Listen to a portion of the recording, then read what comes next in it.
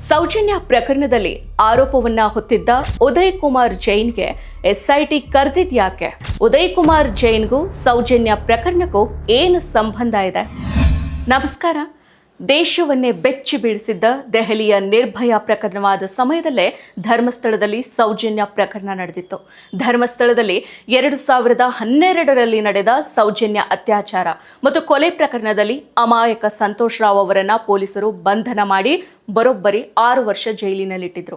ಅಂತಿಮವಾಗಿ 2023ರ ಜೂನ್ 16ರಂದು ಆತ ನಿರ್ದೋಷಿ ಅಂತ ಸಿಬಿಐ ಕೋರ್ಟ್ ತೀರ್ಪನ್ನ ನೀಡಿ ಆತನನ್ನ ಪ್ರಕರಣದಿಂದ ಖುಲಾಸೆಗೊಳಿಸಿದೆ. ಸಂತೋಷ್ ಆರೋಪ ಮುಕ್ತನಾಗಿದ್ರೂ ಕೂಡ ಸಮಾಜದ ಹಳದಿ ಕಣ್ಣಿಗೆ ಆತನೊಬ್ಬ ಅಪರಾಧಿಯಂತೆಯೇ ಇಂದಿಗೂ ಕೂಡ ಕಾಣಿಸ್ತಾ ಇದ್ದಾರೆ. ಆತ ಮತ್ತು ಆತನ ಕುಟುಂಬದ ಬದುಕು ಛಿದ್ರ ಆಗಿದೆ. ಸೌಜನ್ಯ ಅತ್ಯಾಚಾರ ಮತ್ತು ಕೊಲೆ ಪ್ರಕರಣ ಇಡೀ ರಾಜ್ಯದಾದ್ಯಂತ ತಲ್ಲಣವನ್ನ ಮೂಡಿಸಿತ್ತು. ಕೊಲೆಗೀಡಾದ ಯುವತಿಯ ಕುಟುಂಬದವರು ಯಾರನ್ನ ಈತ ಅಪರಾಧಿ ಅಲ್ವೇ ಅಲ್ಲ ಅಂತ ಇದ್ದಾರೋ ಆತನನ್ನ ಪೊಲೀಸರು ಬಂಧನ ಮಾಡಿದ್ರು. ಈಗ ಆ ನಿರಪರಾಧಿ ಆರೋಪ ಮುಕ್ತನಾದ. ಹಾಗಾದ್ರೆ ಅಪರಾಧಿ ಯಾರು ಅನ್ನೋ ಪ್ರಶ್ನೆ ಮತ್ತೊಮ್ಮೆ ಮುನ್ನೆಲೆಗೆ ಬಂದಿತ್ತು. ಪೊಲೀಸ್, ಸಿಐಡಿ ಮತ್ತು ಸಿಬಿಐ ತನಿಖೆಯಲ್ಲಿ ಬೇರೆ ಯಾವ ಆರೋಪಿಗಳ ಉಲ್ಲೇಖವೂ ಕೂಡ ಇಲ್ಲ. ಕೃತ್ಯ ಒಂದು ನಡೆದಿದೆ ಅಂದಮೇಲೆ ಅಪರಾಧಿನೂ ಕೂಡ ಇರಬೇಕಲ್ವಾ? ಆದರೆ ಅಪರಾಧಿಗಳು ಯಾರು, ಆರೋಪಿಗಳು ಯಾರು ಅಂತ ಸಂತ್ರಸ್ತ ಕುಟುಂಬ ಹೇಳ್ತಾನೆ ಬಂದಿದೆ. ಬೆಳ್ತಂಗಡಿ ಪೊಲೀಸರು ಪ್ರಕರಣದ ತನಿಖೆಯನ್ನ ಕೊಂಡೊಯ್ತಾ ಇದ್ದ ರೀತಿ ಸೌಜನ್ಯಳ ಕುಟುಂಬ ಮತ್ತು ಊರಿನ ಹಲವರಲ್ಲಿ ಅನುಮಾನವನ್ನ ಹುಟ್ಟುಹಾಕಿತ್ತು. ಅಷ್ಟೇ ಅಲ್ಲ, ಸಂತೋಷ್ ರಾವನ್ನ ಹಿಡಿದುಕೊಟ್ಟ ಮಲ್ಲಿಕ್ ಜೈನ್, ಉದಯ್ ಜೈನ್ ಮತ್ತು ಧೀರಜ್ ಕೆಲ್ಲಾ ಜೈನ್ ಅವರ ಮೇಲೆ ಅನುಮಾನ ಸೌಜನ್ಯ ಕುಟುಂಬಕ್ಕಷ್ಟೇ ಅಲ್ಲ, ಹೋರಾಟಗಾರರು ಕೂಡ ಈ ಬಗ್ಗೆ ಅನುಮಾನವನ್ನ ವ್ಯಕ್ತಪಡಿಸಿದ್ರು. ಸೌಜನ್ಯ ನಾಪತ್ತೆ ಆಗೋದಕ್ಕೂ ಮುನ್ನ ಶವ ಸಿಕ್ಕ ಜಾಗ ಸಮೀಪದಲ್ಲೇ ಈ ಮೂವರು ಅನುಮಾನಾಸ್ಪದವಾಗಿ ಮಾತನಾಡ್ಕೊಳ್ತಾ ಇದ್ರು. ಅದನ್ನ ನಾನೇ ಕೇಳಿಸ್ಕೊಂಡಿದ್ದೀನಿ ಅಂತ ಸೌಜನ್ಯಳ ಚಿಕ್ಕಮ್ಮ ಹೇಳ್ಕೊಂಡಿದ್ದಾರೆ. ಅವರು ಸಂಚು ರೂಪಿಸ್ತಾ ಇರುವಂತೆ ಮಾತನಾಡ್ಕೊಳ್ತಾ ಇದ್ರು. ಅವರಲ್ಲೊಬ್ಬ ಸಿಕ್ಕಾಪಟ್ಟೆ ಮಳೆ ಇದೆ, ಇಲ್ಲೇನು ಮಾಡೋದಕ್ಕೆ ಸಾಧ್ಯ ಇಲ್ಲ ಅಂತ ಹೇಳ್ತಾ ಇದ್ದ ಅಂತ ಅದನ್ನ ಅವರು ವಿವರಿಸಿರೋದಾಗಿ ಕುಟುಂಬಸ್ಥರು ಹೇಳ್ತಾರೆ. ಮಲ್ಲಿಕ್ ಜೈನ್ ಧರ್ಮಸ್ಥಳ ಟ್ರಸ್ಟ್ನಲ್ಲಿ ಅಕೌಂಟೆಂಟ್ ಆಗಿದ್ರೆ, ಧೀರಜ್ ಅನ್ನಪೂರ್ಣ ಟ್ರಸ್ಟ್ನ ಹಿರಿಯ ವ್ಯವಸ್ಥಾಪಕರ ಮಗ. ಈ ಮೂವರು ಧರ್ಮಸ್ಥಳ ಮಂಜುನಾಥ ದೇವಾಲಯದ ಧರ್ಮಾಧಿಕಾರಿ, ರಾಜ್ಯಸಭಾ ಸದಸ್ಯ ವೀರೇಂದ್ರ ಹೆಗಡೆ ಅವರ ಸೋದರನ ಮಗ ನಿಶ್ಚಲ್ ಜೈನ್ ಅವರ ಸ್ನೇಹಿತರು. ಈ ಪ್ರಕರಣದಲ್ಲಿ ಈ ಮೂವರು ಮತ್ತು ನಿಶ್ಚಲ್ ಜೈನ್ ಮೇಲೆ ಅನುಮಾನವನ್ನು ವ್ಯಕ್ತಪಡಿಸಿದ ಸೌಜನ್ಯಳ ಕುಟುಂಬ ಮತ್ತು ಪ್ರತಿಭಟನಾಕಾರರು ಆ 4ರನ್ನ ಬಂಧನ ಮಾಡಿ ವಿಚಾರಣೆಗೆ ಒಳಪಡಿಸುವಂತೆ ಒತ್ತಾಯ ಮಾಡ್ತಾ ಇದ್ರು.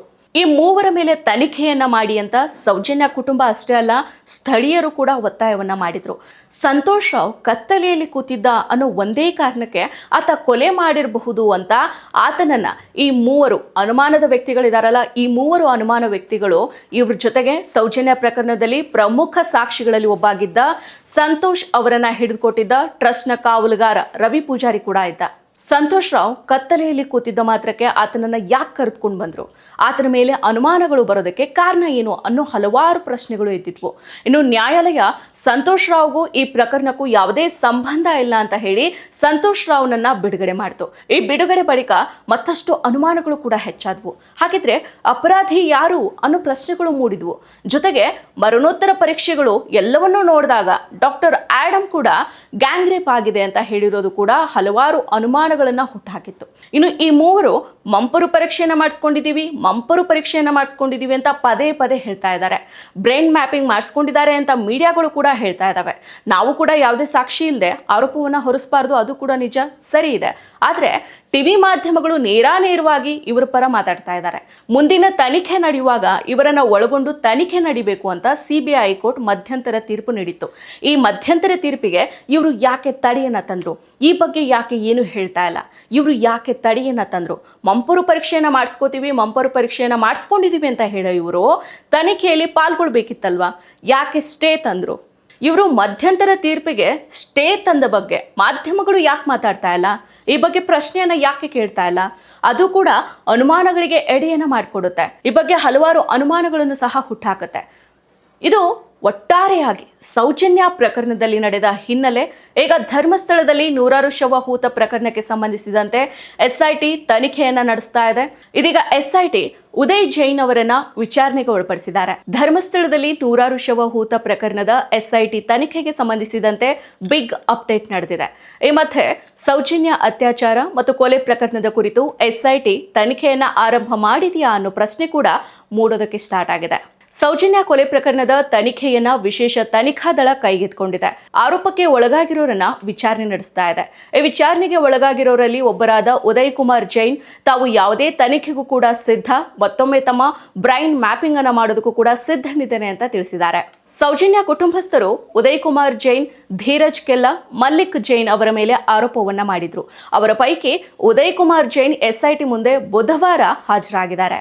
ಎಸ್ಐಟಿ ಕಚೇರಿ ಬಳಿ ಮಾಧ್ಯಮಗಳ ಜೊತೆಗೆ ಮಾತನಾಡಿದ ಉದಯ್ ಕುಮಾರ್ ಜೈನ್, ನಿನ್ನೆ ರಾತ್ರಿ ಎಸ್ಐಟಿಯ ಅಧಿಕಾರಿಯೊಬ್ಬರು ನನಗೆ ಕರೆ ಮಾಡಿ ಇವತ್ತು ವಿಚಾರಣೆಗೆ ಬರುವಂತೆ ಸೂಚನೆಯನ್ನ ನೀಡಿದ್ರು. ಹಾಗಾಗಿ ನಾನು ಬಂದಿದ್ದೀನಿ. ನಾನು ಯಾವುದೇ ವಿಚಾರಣೆಗೂ ಕೂಡ ಸಿದ್ಧನಿದ್ದೀನಿ ಅಂತ ಹೇಳಿದ್ದಾರೆ. ಸೌಜನ್ಯ ಪ್ರಕರಣದಲ್ಲಿ ಸಿಬಿಐ ತನಿಖೆಗೂ ತಾನು ಸಂಪೂರ್ಣ ಸಹಕಾರವನ್ನ ನೀಡೋದಾಗಿ ಹೇಳಿರೋ ಉದಯ್ ಕುಮಾರ್ ಜೈನ್, ನಮ್ಮ ಬ್ರೈನ್ ಮ್ಯಾಪಿಂಗ್ ಕೂಡ ಆಗಿದೆ. ಮತ್ತೊಮ್ಮೆ ಬ್ರೈನ್ ಮ್ಯಾಪಿಂಗ್ ಅನ್ನ ಮಾಡೋದಕ್ಕೂ ಕೂಡ ನಾವು ಸಿದ್ಧರಾಗಿದ್ದೀವಿ. ನಮ್ಮ ಬಳಿ ಮಾನನಷ್ಟ ಮೊಕದ್ದಮೆ ಹೂಡೋದಕ್ಕೆ ಹಣ ಇಲ್ಲ. ಅಲ್ಲದೆ ಎಸ್ಐಟಿ ತನಿಖೆಗೆ ನಾನು ಸಾಯೋವರೆಗೂ ಕೂಡ ಸಹಕಾರವನ್ನ ನೀಡೋದಕ್ಕೆ ಸಿದ್ಧನಿದ್ದೀನಿ. ಈ ಪ್ರಕರಣಕ್ಕೆ ಇಡಿ ಪ್ರವೇಶ ಮಾಡಿದ್ದು ಸತ್ಯ ಹೊರಬರುತ್ತೆ ಅಂತ ವಿಶ್ವಾಸವನ್ನ ವ್ಯಕ್ತಪಡಿಸಿದ್ದಾರೆ. ಸೌಜನ್ಯ ತಾಯಿ ಕೊಟ್ಟ ದೂರಿಗೆ ಎಸ್ಐಟಿ ನನ್ನನ್ನು ಕರೆದಿರಲೂಬಹುದು. ಚಿನ್ನಯ್ಯ ನೀಡಿದ ಹೇಳಿಕೆಯ ಕಾರಣಕ್ಕೂ ಕೂಡ ಕರೆದಿರಬಹುದು. ಬುರುಡೆ ಪ್ರಕರಣದ ದಿಕ್ಕನ್ನ ಬದಲಿಸೋ ಹುನ್ನಾರ ಇದು. ಗುಂಡಿಯೆಲ್ಲ ತೋಡಾಗಿದೆ. ಈಗ ವಿಷಯಾಂತರ ಮಾಡೋದಕ್ಕೆ ಈ ರೀತಿ ಮಾಡ್ತಾ ಇದ್ದಾರೆ. ಬುರುಡೆ ಪ್ರಕರಣವನ್ನ ಮುಚ್ಚಿ ಹಾಕೋದಕ್ಕೆ ಈ ಪ್ರಕರಣವನ್ನ ಮತ್ತೆ ಮುನ್ನೆಲೆಗೆ ತರ್ತಾ ಇದ್ದಾರೆ ಅಂತ ಉದಯ್ ಕುಮಾರ್ ಜೈನ್ ಇದೇ ವೇಳೆ ಹೇಳಿಕೆಯನ್ನ ನೀಡಿದ್ದಾರೆ. ಉದಯ್ ಕುಮಾರ್ ಜೈನ್ ಮಾತಾಡಿರೋ ವಿಡಿಯೋ ಎಲ್ಲಿದೆ ನೋಡಿ. ನನಗೆ ತುಂಬ ಜನ ಎಲ್ಲ ರಾತ್ರಿ ಎಲ್ಲ ಫೋನ್ ಮಾಡಿ ಎಲ್ಲ ಜೋರು ಮಾಡ್ತಾರೆ. ರಾತ್ರಿ 1 ಗಂಟೆ ಎಲ್ಲ ಫೋನ್ ಮಾಡ್ತಾರೆ ಈಗೆಲ್ಲ. ಹಾಗಾಗಿ ನಾನು ನಿನ್ನೆ ಬಂದು ಹೋಗಿದ್ದೆ. ಅದಕ್ಕಾಗಿ ಇವತ್ತು ಬರಲಿಕ್ಕೆ ಹೇಳಿದ್ದಾರೆ. 11 ಗಂಟೆ ಬರಲಿಕ್ಕೆ ಹೇಳಿದ್ದಾರೆ. ನಾನು 10 ಗಂಟೆ ಬರ್ತೇನೆ ಅಂತ ಹೇಳಿದ್ದೇನೆ. ಈಗ ನಾನು ಬಂದಿದ್ದೇನೆ. ಯಾರು ಕರೆದಿದ್ದಾರೆ ಎಸ್ಐಟಿ ಅವರು? ಅವರ ಹೆಸರು ಎಂತ ಸಂಪತ್ ಕುಮಾರ್ ಅಂತ ಅವ್ರ ಹೆಸರು ಹೇಳಿದರು. ಅವರು ನಿನ್ನೆ ಫೋನ್ ಮಾಡಿದ್ರು. ಹಾಗೆ ನಿನ್ನೆ ಈಗ ಯಾವ ಕೇಸಲ್ಲಿ ಕರೆದಿದ್ದಾರೆ ಅಂತ ಹೇಳಿದ್ರೆ ಅದು ಗೊತ್ತಿಲ್ಲ, ಎಂತ ಹೇಳಿಲ್ಲ. ಈಗ ನಿಮ್ಮ ಒಬ್ಬರನ್ನೇ ಕರೆದದ ಅಥವಾ ಅವರಿಬ್ಬರನ್ನು ಕರೆದಿದ್ದಾರಾ? 3 ಜನ. ನಾನು ಅವರಿಗೂ ಇವತ್ತು ಫೋನ್ ಮಾಡಿದ್ದೇನೆ. ಯಾಕಂದರೆ ನಾನು ನಿನ್ನೆ ಅವರಿಗೆ ಫೋನ್ ಮಾಡ್ಲಿಕ್ಕೆ ಹೋಗಿಲ್ಲ. ಯಾಕಂದರೆ ನಿನ್ನೆ ಫೋನ್ ಮಾಡಿದ್ದು ಸಹ ಇವರು ಒಟ್ಟಿಗೆ ಬರ್ತಾರಂತ. ನನಗೆ ಇಲ್ಲಿಗೆ ಬರ್ಬೋದು ಬೆಳ್ತಂಗಡಿಗೆ. ಮುಂಚೆ ಎಲ್ಲ CBIಗೆಲ್ಲ ಹೋಗುವಾಗ ನನಗೆ ಅಷ್ಟು ಗೊತ್ತಿಲ್ಲ. ಚೆನ್ನೈಗೆಲ್ಲ ಆಗ ನಾವು ಒಟ್ಟಿಗೆ ಹೋಗಿದ್ದು. ಆದರೂ ನಾವು ಇವತ್ತೊಂದು ವಾಪಸ್ ಫೋನ್ ಮಾಡಿ ಕೇಳಿದೆ. ಅದಕ್ಕೆ ಅವರು ಹೇಳಿದ್ರು ಅದಕ್ಕೆಲ್ಲ ಅಂತ ಹೇಳಿದರು. ನಮ್ಮನ್ನು ಸಹ ಮಧ್ಯಾಹ್ನ ಕರೆದಿದ್ದಾರೆ ಹೇಳಿದರು. ಅವ್ರು ಬರ್ತಾರಂತ? ಅವರು ಸಹ ಹೌದು, ಅವರು ಕರೆದ್ರೆ ಬರಲೇಬೇಕಲ್ವ. ಮಧ್ಯಾಹ್ನ ಬರ್ತಾರೆ ಅವರು. ಮಧ್ಯಾಹ್ನ ಬರ್ಬೋದು, ಅವ್ರು ಬರ್ಲಿಕ್ಕೆ ಹೇಳಿದಾರಂತೆ. ಸರ್, ಈಗ SIT ಒಂದು ಕೇಸು ಇದು ಮಾಡ್ತಾ ಇರುವಂಥದ್ದು ಅಂದರೆ ಈ ಶವಹೂತ ಕೇಸಲ್ಲಿ. ಈಗ ನಿಮಗೆ ಏನಕ್ಕೆ ಕರೆದಿದ್ದಾರೆ ಅಂತ ಅನಿಸ್ತಾ ಇದೆ? ಅಂದರೆ ಈ ಸೌಜನ್ಯ ಕೇಸ್ನಲ್ಲಿ ನಿಮ್ಮ ವಿರುದ್ಧ ಆದ ಆರೋಪ ಇತ್ತು, ಅದೇ ವಿಚಾರಕ್ಕಂತ ಏನಾದರೂ ಇದೆಯಾ? ಇರ್ಬೋದು, ಅದು ಹಾಗೆ ಇರ್ಬೋದು. ಹಾಗೆಲ್ಲ ನೀವು ಅದರಲ್ಲೆಲ್ಲ ಕ್ಲಿಯರ್ ಆಗಿ ಇದಾಗಿದೆ ನಿಮಗೆ? ಹೌದು, ಅದರಲ್ಲೆಲ್ಲ ನಮ್ದೆಲ್ಲ ಇದಾಗಿದೆ. ಎಲ್ಲ ಇದರಲ್ಲಿ CID ಆಗಿದೆ, ಮಾಮೂಲಿ ಪೊಲೀಸ್ನವ್ರದ್ದು, ಇಲ್ಲಿ ಲೋಕಲ್ ಪೊಲೀಸ್ನವ್ರದ್ದು. ಅದು ಸಹ ಸೌಜನ್ಯ ಸತ್ತ ಮೇಲೆ 1 ವರ್ಷದ ನಂತರ ಇವರೆಲ್ಲ ಪ್ಲ್ಯಾನ್ ಮಾಡಿ ಹೇಗೆ ಹೆಸರೆಲ್ಲ ಹೇಳಬೇಕಂತೆಲ್ಲ ಪ್ಲ್ಯಾನ್ ಮಾಡಿ ಹಾಕಿದರು. ಅದು ಮತ್ತು TVಯಲ್ಲೆಲ್ಲ ಬಂತು. ಮತ್ತು ನಾನು ಆ ಟೈಮಲ್ಲಿ ನಾನು ಸಹ ಇಲ್ಲಿ ಹೋಗಿದ್ದೇನೆ, ಸೌಜನ್ಯ ಮಾವನ ಹೋಟೆಲಿಗೆ ಹೋಗಿ ಕೇಳಿದ್ದೇನೆ. ಆ ಟೈಮಲ್ಲಿ ನನ್ನ ಹತ್ರ ಹೇಳಿದ್ದಾನೆ, ಖುದ್ದಾಗಿ ಹೇಳಿದ್ದಾನೆ, ನೋಡಿ ಉದಯನ, ನೀವು ಸ್ವಲ್ಪ ಈಗ ಖುಷಿ ಸ್ವಲ್ಪ ಇದರಲ್ಲಿ ಇಡೀ ಸಮಾಧಾನದಲ್ಲಿ ನಾನು ಅದನ್ನು ಹೇಳಿ ನಿಮ್ಮ ಹೆಸರನ್ನು ಹೇಳಲಿಕ್ಕೆ ಹೇಳ್ತೇನೆ ಇವ್ರ ಹತ್ರ. ಯಾರಿಗೆ? CID ಅವರಿಗೆ. ನೀವು ಒಂದು ನನಗೆ ಒಂದು ಕೆಲಸ ಮಾಡಬೇಕು. ನೀವು ಫೋನಲ್ಲಿ ಕೊಂಡೋಗಿ ಅಲ್ಲಿ ಹೆಗ್ಡೆಯವರ ತಮ್ಮನ ಮಗನ ಹತ್ರ ಮಾತಾಡಿ ಅಲ್ಲಿ ಅವರಿಗೆ ಹೆಸರು ಹೇಳಿ ಆಗಿದೆ ಮುಂಚೆ ಪ್ಲ್ಯಾನ್ ಮಾಡಿ. ಮತ್ತೆ ಅವರಿಗೆ ಗೊತ್ತಿಲ್ಲ ಆ ಊರಲ್ಲಿ ಇದ್ದಾನಿಲ್ಲ ಅಂತ ಗೊತ್ತಿಲ್ಲ. ಅದನ್ನು ಕನ್ಫರ್ಮ್ ಮಾಡಲಿಕ್ಕೆ ನನ್ನ ಹತ್ರ ಈ ಹುಡುಗಿಯ ಮಾವ ಸೌಜನ್ಯನ ಮಾವ ವಿಠಲ್ ಗೌಡ ನನ್ನ ಹತ್ರ ಹೇಳಿದ್ದಾನೆ. ನಾನು ಅದನ್ನು ಮೊಬೈಲಲ್ಲಿ ಸಣ್ಣ ಮೊಬೈಲ್ ಇತ್ತು, ಅದನ್ನು ನಾನು ಇವರಿಗೆ SP ಗೌರಿ ಅವರಿಗೆ ಅವರಿಗೆ ಫೋನ್ ಮಾಡಿ ಕೇಳಿ ಮತ್ತೆ ಅವರಿಗೆ ನಾನು ಅದನ್ನು ಕೊಟ್ಟಿದ್ದೇನೆ. ಸರ್, ಈಗ ಆರಂಭದಲ್ಲಿ ಇಲ್ಲ ಅನ್ನುವಂಥದ್ದು, ಇದಕ್ಕೆ ಏನು ಹೇಳ್ತೀರಾ ನೀವು?